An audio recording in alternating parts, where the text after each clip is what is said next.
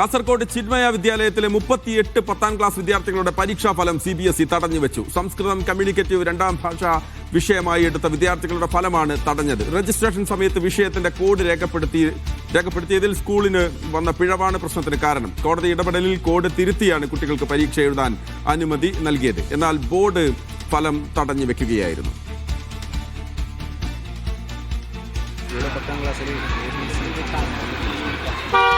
C ക്ലാസ്സിൽ പഠിക്കുന്ന സംസ്കൃതം second ലാംഗ്വേജായി എടുത്ത് പഠിച്ച 38ഓളം കുട്ടികളുടെ റിസൾട്ട് ഇവിടുന്ന് കൊടുത്ത ബാർകോഡ്, ആ കോഡ് മാറിപ്പോയി എന്ന് CBSE പറഞ്ഞതിൻ്റെ അടിസ്ഥാനത്തിലാണ് ഈ കുട്ടികളുടെ റിസൾട്ട് തടഞ്ഞു വെച്ചിട്ടുള്ളത്.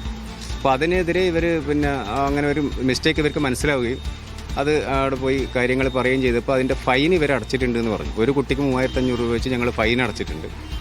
അപ്പോൾ അതുകൊണ്ടാണ് കുട്ടികൾക്ക് പരീക്ഷ എഴുതാൻ വേണ്ടി അതിൻ്റെ ഹോൾ ടിക്കറ്റ് കിട്ടിയത്. അങ്ങനെ കുട്ടികൾ പരീക്ഷ എഴുതിയിട്ടുണ്ട്.